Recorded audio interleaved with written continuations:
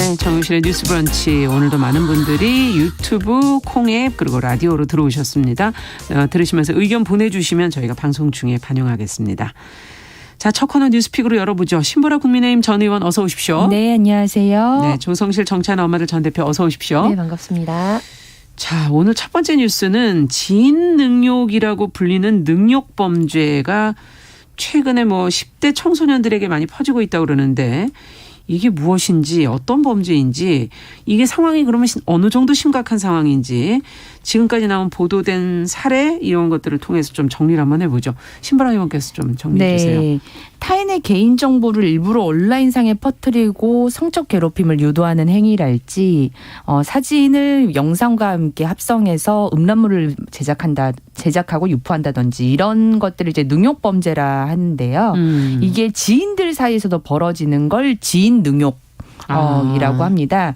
이러한 지인 능욕 범죄들이 10대 청소년들 사이에서 심각한 수준으로 행해지고 있다고 하는데요. 네. 한 사례가 있습니다. 한 초등학생이 모르는 남성으로부터 개인정보를 훤히 꿰뚫는 내용부터 성적 모욕이 담긴 메시지까지 받아서 큰 충격을 받았는데요. 네. 알고 보니 같은 학교 친구가 10대들이 쓰는 익명 앱에 그 피해 학생의 사진, 이름, 전화번호까지 올려서 노골적인 능욕을 유도한 것 때문이었습니다. 그렇군요. 네, 결국 학교 폭력 조사를 거쳐서 교육청이 이 두 학생 간의 접촉을 금지하고 가해 학생에 대해서는 20시간 심리치료를 처분을 한 사례인데요. 네.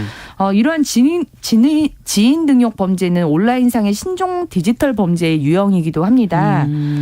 지인 능욕 범죄는 주로 지인이나 일반인, 연예인과 같은 그런 유명인들의 특정인 사진 영상을 피해 대상자의 성적 수치심을 유발하는 형태로 합성 편집해서 유포하는 범죄로 알려져 있었는데요. 네. 2020년 당시 그 N번방 사건들 기억하실 그렇죠. 거예요. 예. 그 사건 이후에 이 특정인의 얼굴을 합성해서 성적인 사진 영상들을 그런 제작하는 걸 딥페이크라고 하는데 그 딥페이크 음란물 피해 사례에 대해서도 처벌하는 규정을 그때 당시에 신설을 했습니다. 네. 그래서 이제 성폭력 범죄 처벌법에 따라서 징역 5년 이하 혹은 5천만 원 이하의 벌금형을 이제 처하게 됐는데요. 네. 이런 딥페이크에 대해서는 이제 처벌을 하게 되니까 최근 영상이 이런 영상물 제작 유포가 아니라 지인을 능욕해달라는 요청을 하는 게시물을 올리고 혹은 사진을 보내주면 능욕을 해주겠다는 게시물도 올라오고요. 또 사진과 함께 피해 대상자의 개인정보를 유출시켜서 사생활을 침해하는 어떤 스토킹이랄지 네. 사생활 침해 행위가 일어나거나 능욕방이라고 하는 그룹 채팅방을 만들어서 평범한 사진이나 영상 올려놓고 폭력적인 어떤 성희롱 발언들을 주고받는 그런 다양한 형태의 능욕범죄로 자행이 되고 있는 상황입니다. 그렇군요. 근데 또 이러한 행위는 현행법상으로는 성폭력 그런 처벌법으로는 처벌하기는 어려운 법상에 또 사각지대에 있습니까? 네, 있는 상황이라서 이 문제를 어떻게 들여다보고 할 것인가에 대한 논란이 있는 상황입니다. 범죄가 이제 온라인을 통해서 이제 되는 형태로 가면서 네. 좀 더 계속 새로운 범죄들이 지금 나오고 있는데 네. N번방 사건 이후에 특히 이 디지털 성범죄 문제 능욕범죄 문제도 이제 그 사이에 좀 몇 번 거론은 됐었지만 앞서 사례를 얘기해 주신 게 초등학생, 예. 어린 학생들한테까지도 일어난다 그러니까 이게 여러 가지 면에서 걱정이 큽니다. 네. 어떻게 보십니까? 범죄의 심각성, 어떤 문제점이 가장 지금 심각하다고 보세요? 저는 지금 초등학생 사이에서 일어나는 것도 문제고요. 교사를 능욕해달라는 요청. 그런데 여교사 중심이겠죠. 그리고 학내도 이렇게 학생들을 상담하거나 학교를 전담하는 경찰관들이 있습니다. 네. 그런 여자 경찰관을 능욕해달라는 요청 등으로 이게 또래 집단을 불문하고 이제 주변에 있는 모든 지인 중에 여성들을 대상으로 하는 이런 지인 능욕, 놀이처럼 이렇게 번지고 있는 범죄 현장에 대해서 좀 교육 현장 이나 우리의 입법이 굉장히 미비하다 대응이. 그래서 그 부분에 대해서 좀 주목하고 대안을 마련해야 된다고 보는데요. 그러네요. 여기에 대해서 가장 크게 시그널을 주는 거는 결국에 이게 범죄이고 이 범죄를 행했을 때에 여기에 대해서 명확하게 엄중한 책임을 묻는다는 것에 대한 학습이 필요하다고 생각합니다. 그러니까 처벌이 능사는 물론 아니고 예를 들면 미성년자들의 이제 참혹한 범죄에 대해서 어떻게 우리가 규정하고 대응할 그렇죠. 것인가. 이 연령에 대해서는 사실 저는 연령을 그러니까 낮추는 거에 대해서는 반대하는 편이거든요.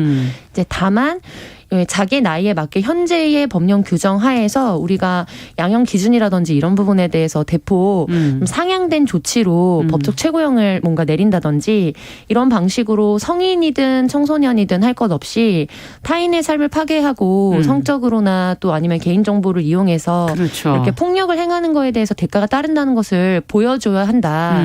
좀 주목하고 싶은 건요. 최근에 열렸던 그 손정우라고 혹시 기억하시는지. 예전이죠. 네, 좀. 네. 근데 네. 이제 항소심이 최근에 열렸거든요.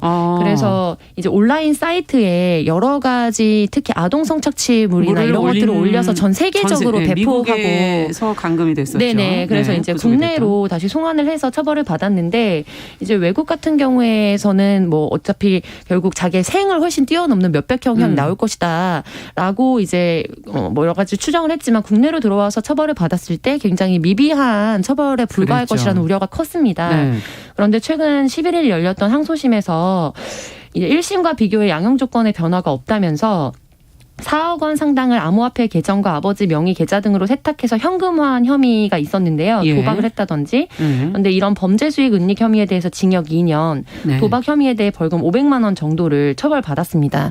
근데 이제 이거에 대해서 발생하게 된 그 수익금 자체가 사실은 그런 불법 사이트들을 이용했고 그다음에 뭐 거기에서 네. 좀 횡행했던 것들이 딥페이크를 뭐 활용한 거라든지 아니면은 지인이나 뭔가 아동에 대한 그렇죠. 불법 착취물이라든지 불법 영상이라든지 이런 것들이 배포가 됐던 거거든요.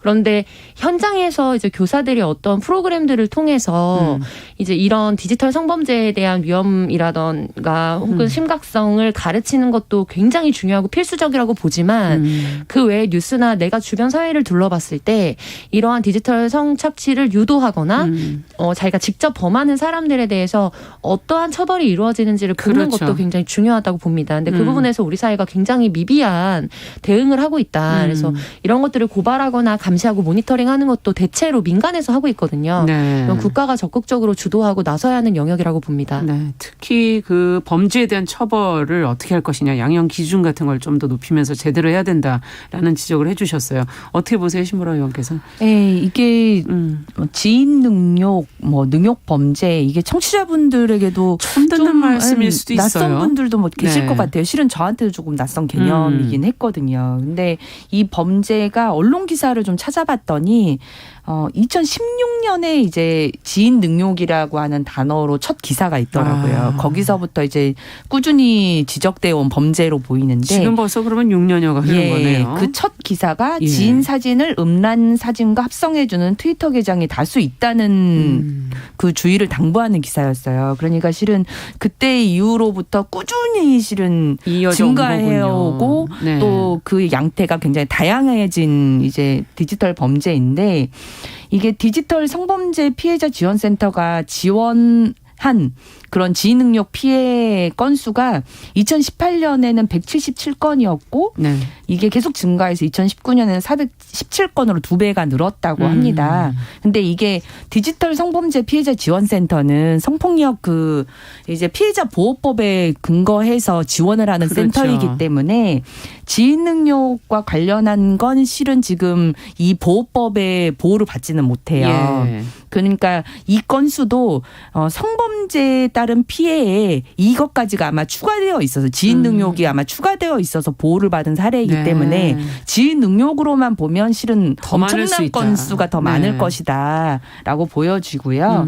특히 이제 그 유명인을 상대로 한 원래 합성 음란물 사진 그런 딥페이크 영상이 사회적 문제가 되고 이게 네. 처벌 규정도 마련이 되니까 이게 이 범죄 행각은 그대로 있으면서 그 대상이 지인으로 옮겨간 상황이라는 게 저는 가장 큰 문제다라고 그러네요. 네. 보여지고요. 특히나 인터넷에 기본적으로 익숙하고 또 이제 10대들의 특징이 어떤 그들만의 커뮤니티, 어떤 그들만이 사용하는 주로 그런 앱이 있다 보니까 그 10대들이 그러한 커뮤니티 안에서 뭔가 자기가 인정을 받고 또 이제 그런 앱의 특성상 그런 뭐 음란물이지 뭐 올리게 되면 뭐 능욕해달라 뭐 그런 식으로 올리게 되면 뭐 좋아요 버튼도 있고 네. 이제 얼마만큼 보고 있는지가 또 이제 수치나 이런 걸로 딱 눈에 보여지니까 그렇죠. 그런 거에 대한 만족감, 희열감, 즐거움 이런 것들이 충족이 된다는 겁니다. 그래서 이런 심리들을 분석한 전문가들에 따르면 네. 그런 문제들이 일정 정도 이 지인 능욕의 범죄에 영향을 미치고도 있다라고 보고 있고요. 그래서 실은 2016년 이후부터 계속 제기됐던 범죄임에도 불구하고 아무 대처 여전히 준비가 안 돼 있는 거군요. 국가적 대비와 규제는 소홀했던 점 이것도 좀 문제점을 지적하지 않을 수 없다. 네. 네. 지금 앞으로는 이런 디지털 범죄는 미리미리 이제 기사가 시작될 무렵부터 네. 국가도 모니터링을 하면서 같이 어떻게 해야 할지를 관심을 가져야 될 것 같다 하는 생각이 드는데요. 네. 이런 범죄에 앞서 이제 대처가 좀 부족하다 이런 얘기도 해주셨고 그 어떤 처벌과 어떤 예방책이 그럼 구체적으로 필요할지 그리고 성범죄에 이것을 포함을 해야 한다는 지금 의견도 있는데 이 부분에 대해서는 또 어떻게 보시는지 그 두 분의 생각을 좀 더 들어보고 싶네요. 네, 이제 지인 능욕 같은 경우에는 뭐 신조어긴 하지만 굉장히 우리나라의 정말 최첨단의 디지털 기술이라든지 속도라든지 그리고 모든 국민이 다 디지털 그렇죠. 어떻게 사용할 수 있는 능력을 가지고 있잖아요. 그래서 경악스럽게도 뭐 누나, 여동생, 엄마 까지 불법 촬영을 하거나 혹은 능욕해달라는 요청들을 주고받는 현실이 있다는 겁니다. 그래서 어떻게 보면은 굉장히 이게 가짜뉴스 아니야? 라고 생각할 정도로 믿어지지 않는. 네, 충격적인 네. 수준에서 벌어지고 있는데요. 저는 이에 대해서 법적으로는 그러니까 우리가 법규에 명확하게 근거가 있어야만 거기에 대해서 책임을 묻도록 하는 것이 어떻게 보면은 근현대 법 체계의 기본 원리잖아요. 네. 그런데 지금은 빠르게 진화하는 기술에 비해서 입법 현실은 맞습니다. 굉장히 더디기 때문에 굉장히 어떻게 보면 사후 약방문 형태로 좀 가고 있습니다. 예. 그래서 이런 부분에 대해서 앞으로 발전하게 될 그리고 대중화되게 될 기술에 근거하고 예측했을 때 입법적인 방향이 어떤 방향으로 가야 되는지에 대해서도 근본적으로. 심층적인 논의와 연구가 더 집중적으로 이루어져야 한다고 보고요. 그리고 앞서서 얘기해 주셨던 변형적인 어떤 범죄들이 많이 있거든요. 그래서 영상물만 이용하지 않으면 된다. 이런 부분들에 대해서 성범죄나 성범죄를 유도했던 것들에 대해서는 저는 성범죄 범주에 포함해서 입법적 근거를 마련해 둬야 어떻게 보면은 법원에 가서 이것이 정말로 의도를 가지고 처벌을 해야 되는 대상인지 아니면은 조금 양형 기준을 낮춰서 조정을 해줄 수 있는 사안인지 판단할 수 있다. 그런데 네. 입법적 근거 자체가 없을 경우에는 사실 명확하게 이것이 고의적이고 악의적이라고 하더라도 우리가 근거가 없어서 그렇죠. 법망의 사각지대로 빠져나가게 되어 있거든요. 네. 너무 구체화되어 있죠. 부분들이. 네, 맞습니다. 그래서 예. 그런 부분에 대해서 좀 국회의 역할이 요구되고요. 저는 또 개인적인 영역에서 좀 고민해야 될 부분들이 있다고 생각하는데 어떻게 10대 청소년이나 혹은 그보다 나이가 어린 이제 초등학생들이 이런 지인 능욕이라는 것에 대해서 인간적인 어떤 거부감이라든지 불편감을 느끼지 않고 태연하게 이것을 하도록 하는 문화에 노출되고 있는가. 여기에 대해서도 좀 근본적으로 돌아봐야 할 것들이 그러네요. 있다고 봅니다. 네. 그래서 저는 뭐 각 가정별로 판단해야 되는 문제이긴 하지만 너무 어릴 때부터 아이들이 미디어에 과도하게 이게 노출돼서. 알고리즘에 따라서 사실 스마트폰이나 이런 거를 아이들에게 주어졌을 때 그냥 의도치 않게 보게 되는 여러 가지 코드들이 있거든요. 그렇죠. 네, 그러다 보면 또 이런 굉장히 고도로 정밀화된 경우에는 애니메이션 유명한 뭐 디즈니라든지 이런 애니메이션에 소리만 굉장히 성범죄적인 것들로 덧입혀서 온라인에 업로드된 영상들도 있습니다.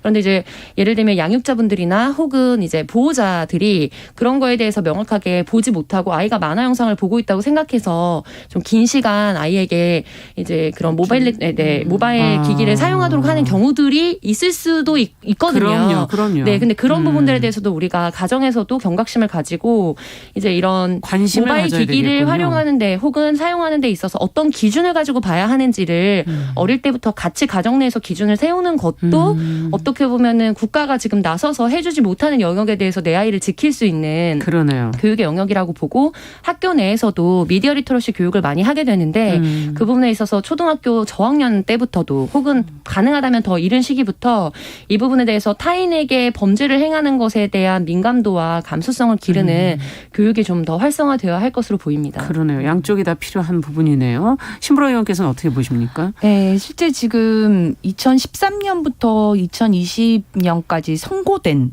어떤 지인 능욕이나 능욕 범죄 관련한 주요 판결 사례를 분석한 기사들이 있었어요. 예. 이에 따르면은 지금 현재 현행법상으로는 정보통신망법에 따른 명예훼손이나 그렇죠. 음란물 유포, 그다음에 네. 형법상의 모욕죄 등의 혐의로 이런 지인 능욕 관련 문제는 재판을 받게 되는데 문제는 이제 이런 사건들의 같은 경우 양형이나 이런 것들이 약하다는 문제가 맞습니다. 있습니다. 네. 그래서 28건의 재판 중에 27.6%만이 징역형을 받았고 그 평균 형량도 1년 5개월 정도였다고 하고요. 네. 62%는 집행유예를 선고를 그러니까요. 받았다고 합니다. 이런 양형이 약하다. 네. 문제가 있다는 얘기가 나오는 거군요. 이런 사건들의 대부분이 실은 허위사실 적시에 따른 명예훼손죄로 네. 이제 재판을 받는 거거든요. 예. 근데 이 사건들 그 허위사실 적시에 따른 명예훼손은 그 양형이 실은 7년 이하의 징역 뭐 이렇게 되어 있어요. 그런데 실은 평균 형량이 1년 6개월밖에 안 되고 그마저도 대부분은 집행유예다라고 하는 점은 신종 디지털 범죄에 대한 경각심이 이제 법원 차원에서도 좀 너무 약한 것 아니냐 이런 걸 좀 방증해 주는 것 같고요. 다만 이제 이런 지인 능욕 사건들도 계속 문제가 되고 사회적으로 대두가 되니까 법무부가 최근에 이제 스토킹 처벌법을 네. 개선하는 내용의 그 입법 예고를 하면서 이 지인 능욕을 처벌하는 것도 보완을 하겠다고 밝혔어요. 네. 그래서 그건 이제 온라인 스토킹으로 조금 보고 들여다보고. 네. 지금까지 스토킹 처벌법은 정보통신망을 이용해서 피해자에게 직접 글과 영상을 지속적 반복적으로 도달하는 행위를 처벌했는데 네. 제3자에게 피해자의 개인정보를 배포하는 것도 하는 거. 그다음에 피해자를 괴롭히거나 해악을 끼칠 목적으로 온라인에서 가족의 개인정보 피해자나 가족의 개인정보 위치 그다음에 그 사진이나 영상을 편집 합성한 것들도 제공하거나 배포하거나 게시하거나 알겠습니다. 하는 경우 모두 스토킹 행위에 추가하겠다는 내용입니다. 그래서 이게 일정 정도 보완이 될 수 있겠다. 네. 좀 근본적으로 앞서 말씀드린 것처럼 법제도가 지금 기술을 못 따라가는 부분에 대한 근본적 고민이 좀 필요할 네. 것 같고요. 지금 이영미 님께서도 유럽에서는 스마트폰 노출을 만 3세까지는 굉장한 주의를 기울이고 있다고 하는데 이 부분에 대한 것도 우리도 좀 고민이 필요한 것 아닐까 하는 그런 생각도 네. 해보게 됩니다. 자, 오늘 첫 번째 뉴스는 여기까지 저희가 보도록 하고요. 두 번째 뉴스로 좀 가보겠습니다. 이제 날이 조금씩 이제 추워지면서 이 등유값 또 주택 난방 요금 이게 지금 뭐 물가도 오르고 기름값도 오르고 여러 가지 상황 속에서 취약계층, 농가, 서민들의 고충이 지금 커지고 있다는 보도들이 이제 나오고 있습니다. 얼마나 오른 것인지 어떤 우려들이 지금 나오고 있는 건지 저희가 좀 들여다보면서 이 문제도 같이 한번 고민해 보죠. 네, 소비자 물가가 굉장히 많이 오르면서 이제 그 외에 여러 가지 전기가스 요금도 오르고 무엇보다 전 세계적인 정세와 또 전쟁 상황 등과 맞물려서 네. 난방 연료로 쓰이는 등유 가격 역시 인상돼서 좀 어려움을 겪고 있습니다. 1리터에 약 1,600원 정도라고 하는데요. 네. 작년에 비교했을 때 65%가 급등했기 때문에 거의 2배 좀 못 되는 비용으로 그렇군요. 추산이 됩니다. 네. 근데 이게 좀 문제가 되고 있는 부분은 보통 도시가스라든지 이제 일반적으로 우리가 이렇게 중앙에서 배포할 수 있는 형태의 난방을 사용하시는 가정 같은 경우에는 큰 문제가 되지 않을 수도 없습니까? 있습니다. 문제가 되고 있긴 하지만 실질적으로 이렇게까지 크게 부담이 되지 않는데 좀 주목을 더 해야 되는 부분은 특히 시골이라든지 외곽 지역에 살고 계신 분들이 이제 도시가스나 중앙으로부터 난방을 할 이제 수가 없죠. 공급받지 않고 네. 개별적으로 등유나 이런 것들을 활용해서 기름 개별 보일러를 난방. 네. 사용하시는 경우들이 있어요. 그런 경우에 뭐 예를 들면 충북 지역을 기준으로 생각했을 때 네. 뭐 등유 한 드럼에 32만 원 정도라서 어떤 경우에는 서울에 있는 가족 집으로 겨울을 나기 위해 이제 가시는 경우들도 있고 실질적으로 뭐 100만 원, 200만 원 가까운 난방비를 난방비가 들여야 하는 경우들이 생긴다. 그래서 이런 부분에 대한 대책이 필요하다는 거고요. 이제 에너지 취약계층을 위한 뭐 바우처나 지원이 있잖아요. 있긴 예. 하지만 이 부분이 사실은 현실적으로 지금 오르고 있는 등유값에 비해서 그 지원이. 갭이 생긴다. 그래서 이 부분에 대해서 보완책이 필요한 상황입니다. 네, 지금 아직 겨울이 완전히 오지 않았고 이제 난방이 이제 시작되고 있는 단계인데 올 겨울이 또 얼마나 추울지 얼마나 또 길어질지 이런 거에 따라 이들의 고충이 더 커지고 길어질 수도 있을 것 같아서 미리 대비하는 건 중요할 것 같은데요. 에너지 요금이 그래도 우리가 이제 다른 나라에 비해서는 좀 낮은 편이라는 게 대체적인 평가인데 지금 큰 폭으로 인상돼서 아까 등유가 65%가 급등했다 그러니까 얼마나 놀랍습니까? 이렇게까지 올려야 되느냐 하는 지금 불만도 있고 어떤 유류세라든지 세금이라든지 이런 다른 형태로 이거를 좀 낮춰줄 방법은 과연 없는 건지 어떻게 보십니까 두 분께서? 우선 저도 좀 깜짝 놀라긴 했어요. 근데 이제 이 난방 요금이랄지 아니 등유 요금이랄지 이 요금이 올라가는 것이 기본적으로 우선 원가가 급등하기 때문에 그렇죠. 그 원가가 급등하면 우선 기본적으로 오를 수밖에 없는 상황이고 네. 특히나 이제 우크라이나 전쟁 때문에 국제 에너지 가격 자체가 이제 폭등을 하고 또 지금 뭐 산유국 협의체가 원유 생산량 자체를 또 감산하기로 하면서 그에 따른 이제 가격이 또 오르는 거죠. 양상도 예상이 된다고 해요. 근데 이제 원가의 가격 상승에 우리나라는 이제 그 원유들의 세금을 매기는 방식이니까요.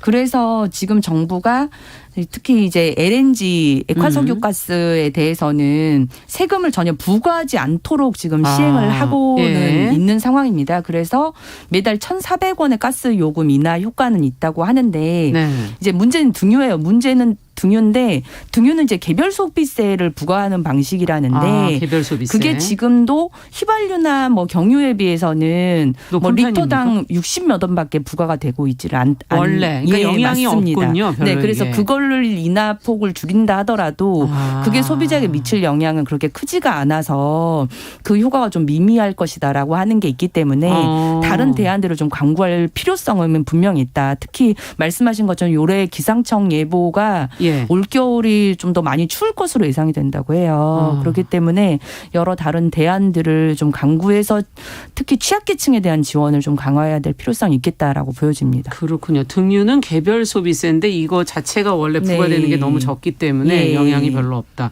어떻게 보세요? 네, 에너지 바우처가 좀 집행이 되고 있어서 예를 들면은 취약계층 기준으로 해서 약 15만 원 정도를 지급하는 것으로 예산이 책정되어 있는데 전년도 같은 경우에도 그중에 60-70% 가까이가 집행이 되지 않았던 것으로 또 파악이 되더라고요. 집행이 되지 않았어요? 그래서 실질적으로 에너지 취약계층이 누구인지 명단이나 이런 게 잡혀 있는 것은 아니잖아요.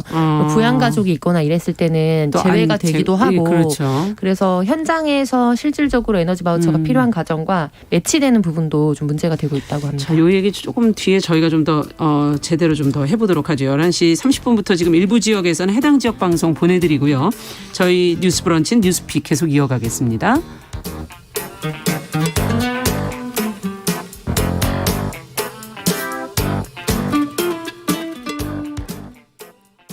지금 시각은 11시 30분입니다. KBS 여러분은 지금 KBS 1라디오 정용실의 뉴스 브런치와 함께하고 계십니다. 네, 지금 저희가 뉴스픽 얘기를 하고 있는데 지금 등유값과 주택 난방 요금이 올라서 취약계층, 농가, 서민들의 고충이 걱정된다 이런 지금 뉴스를 얘기하고 있는데 1474번님께서 보일러를 6시간 정도 예약으로 해놓아서 하루 4번 정도 가동을 하고 있는데 가스비가 8만 원. 작년과 비교하니 5만 원 이상이 더 나왔고 올겨울에 지금 보일러를 계속 더 늘려서 한다면 최소 20만 원 이상은 생각해야 되지 않을까 싶고 올겨울 어떻게 지낼지 막막하다. 가스회사에 전화를 해보니까 작년 대비 가스비 자체가 원가가 30% 인상됐다라고 얘기를 했다. 이렇게 지금 얘기를 해 주셨어요. 오직 답답해서 지금 이제 가스회사에 전화까지 지금 해보신 상황인데 앞서 에너지 바우처 얘기를 하셨어요. 네. 지금 뭐 세금으로는 안 될 것 같다는 얘기를 신보라 의원이 해주셔서. 근데 이게 왜 집행이 안 되는 겁니까? 네, 그래서 이제 실질적으로 에너지 바우처를 지급할 수 있는 대상에 대한 요건에 현장에서는 대상에 준한다고 보지만 서류상으로 부양가족이 있거나 이랬을 때 좀 사각지대로 빠져나가는 부분, 그리고 또 많은 분들은 생각보다 에너지 바우처 정책이 있다는 걸 알지 못하고 신청 대상자에서 누락되는 경우들이 있을 것으로 보입니다. 네.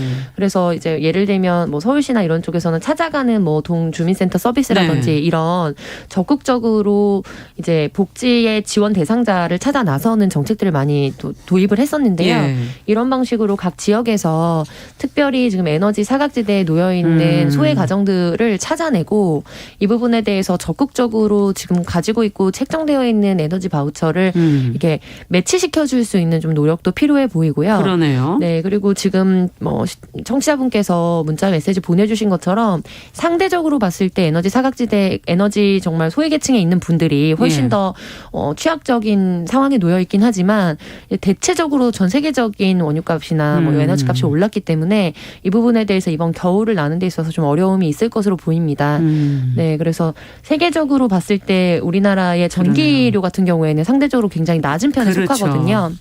그리고 기후위기에 대응해서 전기료 인상이 필요하다고 보고 있지만 이 부분에 대해서는 점차적으로 산업용 전기를 먼저 올린다든지 이런 방식으로 가계 부담은 점진적으로 부담하는 방향으로 가야 하는데 지금 이번 겨울이 특별히 어려운 시기가 될 것으로 보입니다. 아, 어떻게 생각하세요? 지금 에너지 바우처 얘기를 해주셨는데. 네, 저도 이게 에너지 바우처가 1인당으로 보면 1인 가구 기준으로는 10만 7,600원, 그럼 4인 가구 기준으로는 25만 3,500원이 이제 최대 액수예요. 이게 사람에 따라 조금씩 차이가 있군요. 예, 그렇죠. 그러니까 아까 조선일 대표님 말씀하신 것처럼 만약 1인 가구 기준으로 바우처로 이걸 뭐 등유를 구입한다. 그렇죠. 그러면 반드럼도 못 미치는 거예요. 그러니까 저는 이게 어떤 식으로든 조금 그 액수 자체를 조금 높일 필요가 우선 있지 않겠나 싶은데 그렇군요. 이게 현실적으로 지금 현재 추경이 편성 가능한 상황은 아니니까 이걸 어떻게 다른 데서